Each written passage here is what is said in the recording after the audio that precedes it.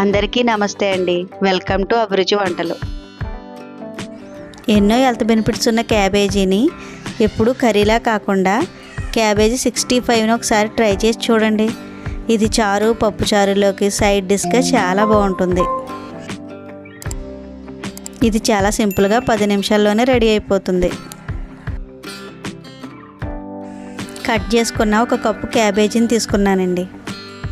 ఇందులో 1 tablespoon శనగపిండిని, 1 tablespoon కార్న్ఫ్లోర్ని, 1 టేబుల్ స్పూన్ వరిపిండిని, 1/2 టేబుల్ స్పూన్ ధనియాల పొడిని, చిటికెడు పసుపుని, 1 టేబుల్ స్పూన్ కారాన్ని, 1/2 టేబుల్ స్పూన్ అల్లం వెల్లుల్లి పేస్ట్ని, రుచికి సరిపడా సాల్ట్ని వేసుకొని వీటన్నిటికీ క్యాబేజీ పట్టేలాగా బాగా కలుపుకోవాలి.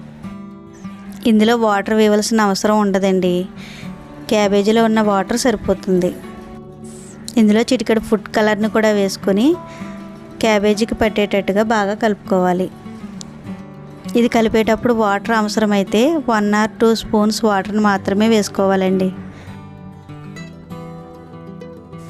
స్టవ్ పై చిన్న కడాయి పెట్టుకొని డీప్ ఫ్రైకి సరిపడంత ఆయిల్ని వేసుకోవాలి. ఆయిల్ హీట్ అయిన తర్వాత కలుపుకున్న క్యాబేజీని పకోడీ మాదిరిగా వేసుకోవాలి. ఆయిల్లో క్రిస్పీగా వేయించుకుని దీన్ని ఒక ప్లేట్లోకి తీసుకోవాలి. క్యాబేజీని కలిపిన వెంటనే ఫ్రై చేసుకోవాలి, లేకపోతే క్యాబేజీలోని వాటర్ వచ్చి పిండి పలచనైపోతుంది.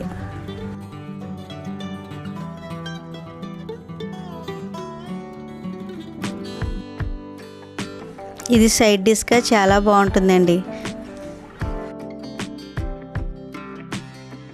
అంతేనండి, వేడివేడిగా మన క్యాబేజీ 65 రెడీ అయిపోయింది.